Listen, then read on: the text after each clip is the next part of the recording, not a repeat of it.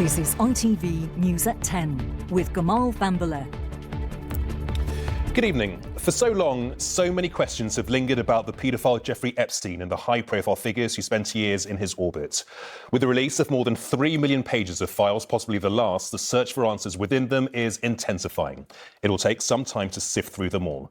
From what we have seen so far, there are multiple mentions of characters we have heard before in this story, all who have denied wrongdoing. There is a dinner Epstein apparently set up between Andrew Mountbatten Windsor and a Russian woman, a £10,000 payment to Peter Mandelson's partner for an osteopathy course. And then there is President Trump, who has been dogged by this story and reluctantly approved the release of the files.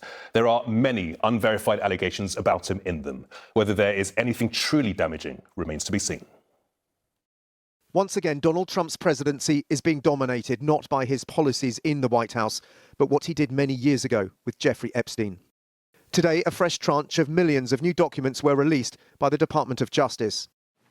Today, we are producing more than 3 million pages, including more than 2,000 videos and 180,000 images. To the extent that there's frustration, I understand where that comes from, just from what we know about Mr. Epstein. I hope that the work that the men and women within this department have done over the past 2 months hopefully is able to bring closure. Today in the Oval Office, Donald Trump wasn't asked about the Epstein files. Who are you with? As he tried to steer the narrative onto other subjects. But he was clearly in a combative mood. You're a loud person, very loud. Let somebody else have a chance. President Trump's name is mentioned more than 3,000 times in this latest cache of documents. But despite some extremely lurid allegations, the Department of Justice is claiming many are completely unsubstantiated. In a statement, the DOJ says some of the documents contain untrue and sensationalist claims against President Trump that were submitted to the FBI right before the 2020 election. To be clear, the claims are unfounded and false. And if they have a shred of credibility, they certainly would have been weaponized against President Trump already. As well as damaging allegations about President Trump's knowledge of Epstein's paedophilia, there are other individuals who were also mentioned in the files. This email exchange between Epstein and the husband of the former British ambassador Peter Mandelson details a loan of £10,000 so Ronaldo Avila da Silva could train as an osteopath. In a statement, Peter Mandelson says, "I was wrong to believe Epstein following his conviction and to continue my association with him afterwards. I apologise unequivocally for doing so to the women and girls who suffered." The documents also include an email from Elon Musk to Epstein discussing a visit to his island in the Caribbean in December 2013. And there are multiple mentions of Andrew Mountbatten Windsor in emails and testimonies. Here, in an email exchange between the former prince and Epstein, they discuss a woman whom Epstein suggests Andrew would enjoy having dinner with. Andrew replies he would be delighted to see her. Epstein replies to Andrew's questions about her and describes her as 26, Russian, clever, beautiful, trustworthy, and yes, she has your email. This email from Epstein to the Microsoft founder Bill Gates, after he tried to distance himself from Epstein, mentions that Gates implored Epstein to delete emails regarding an STD, sexually transmitted disease, and mentions Gates' request that Epstein provide him antibiotics that he could surreptitiously give to Melinda, Bill Gates' then wife. Tonight, Epstein survivors are demanding further transparency. I think at this moment in time, I'm not satisfied because prior to this, there was only 1% of the files that were released. And with this new 3 million documents that have been released, I don't believe it's got to be less than 5% still, which is incredibly embarrassing for the president to sign this bill in November, and we still haven't released not even half of what we need to see. Tonight, the Democrats claim the White House is actively involved in burying the evidence by refusing to release all the material they hold. It's completely outrageous. It's crazy that they've released now what they're claiming 50% of the files, and they've said now that they're not releasing any more. And this continues to be a White House cover-up.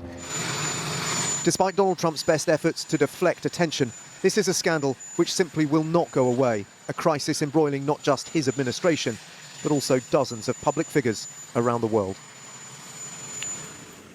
And we can speak to Dan in Washington. So Dan, what has been the reaction there to the release of these files? Well, I think, first of all, Gamal, the way that they have been handled by the Department of Justice has caused considerable alarm and outrage. They inadvertently put in the names of some survivors or their friends when they were supposed to be redacted. They were then forced to take those files down, redact the names and put them back up, including the first name of that Russian woman that was mentioned in the emails to Andrew Mountbatten Windsor. We've also had some reaction tonight from Bill Gates' spokesperson. He described the claims as being from a proven and disgruntled liar that are absolutely absurd and completely false. The statement goes on to say that they show the lengths that Epstein would go to entrap and defame. And the Department of Justice says these pages are all that will now be released. So is this the end of the matter? I don't think this is the end of it by any means. I mean, this is just, what we have uncovered with a sort of fairly cursory search of the database of what, some 3 million documents. So I think it's inevitable there will be more, emails, potentially photos and videos that will come to light as people start to go through this. And I think you have to look at this in the context of the politics here. We're at 276 days to the midterms in November. And I think this is increasingly going to dominate the run-up to those elections. And this is an issue that Donald Trump's own MAGA base is very exercised about. They wanted transparency on this, and indeed he campaigned promising he would give transparency and release all the files, and yet, as you've heard, the Democrats are saying that they're simply not fulfilling not only their word, but the law. OK, Dan in Washington, many thanks indeed. Given his tendency to dominate the agenda, perhaps it was inevitable that President Trump would become a feature of Sir Keir Starmer's trip to China. As the PM tries to build ties between the UK and China, Mr Trump warned that was a dangerous business to get into.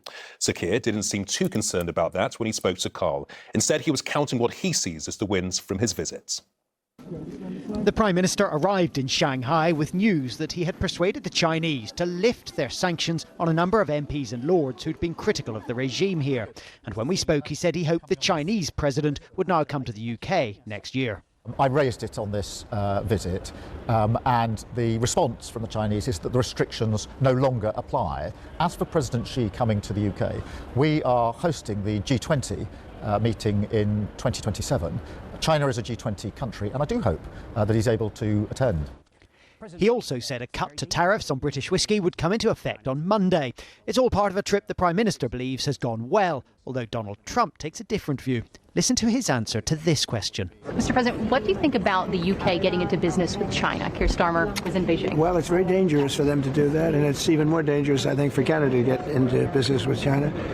President Trump has said it's very dangerous for you to be doing business with China. Is he right? I've looked at the clip from President Trump, and I think it's fair to say he was focused more on Canada than the United Kingdom. But he was responding to a question about the UK. I appreciate that. I mean, as you would expect between two close allies, the US and the UK, we discussed this with his team before the visit, and I think I'm right in saying that President Trump is expected to visit China himself in April. Do you believe President Trump when he says things like this? Because, he blows hot and cold. He can change his mind in the middle of a sentence. I talk to the President all the time. We understand each other. At home, the Prime Minister is struggling in the polls, of course, and some Labour-affiliated unions have suggested that he should quit if May's local elections go badly. If you do become a drag on your party's chances of staying in government after the election, would you consider that? We won an election in 2024 with a huge mandate for change. I led us into that election, and I intend to deliver on that mandate. I'll be judged in the next election on whether we've delivered the change that the country wants and frankly deserves. So you're sticking around? I'm going to see through the mandate that we won in 2024. Finally, on a lighter note, Prime Minister, one of the biggest Chinese exports to the UK is the Labubu. Are you familiar with the Labubu? I am familiar, and in fact, I've got a little one for You've got one? I've got one, yes. I don't think it'll last long with my children. In case you don't know, the Labubu is a wildly popular Chinese doll. Its makers say it's a character who wants to help, but unwittingly does the opposite. There may be those in the Labour Party who think that sounds familiar. Carl Dinnan, News at 10, Shanghai. Well, let's speak to Debbie, who's in Beijing for us tomorrow. And Debbie, the Prime Minister moves on from China tomorrow, and I guess that Britain isn't alone when it comes to rebuilding relationships with Beijing, not least because of an unpredictable Donald Trump in the White House.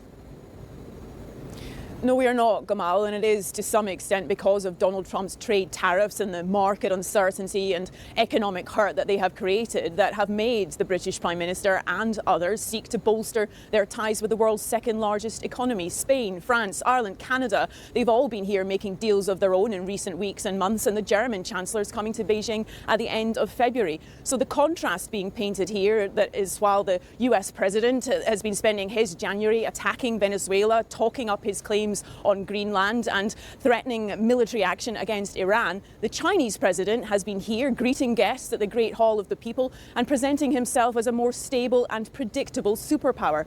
An astonishing 70% of the world's economies now trade more with China than they do with the US. Almost 60 countries have China as their top trading partner. So just think about the power and influence that comes with those trade relations in Africa, South America, the Middle East, and here in Asia. Donald Trump has said to the Prime Minister that it's dangerous to come here to do business, but Keir Starmer has argued that from a strategic and economic standpoint, it's dangerous to ignore China, and it's for those very same reasons that Donald Trump is actually coming here to Beijing in April.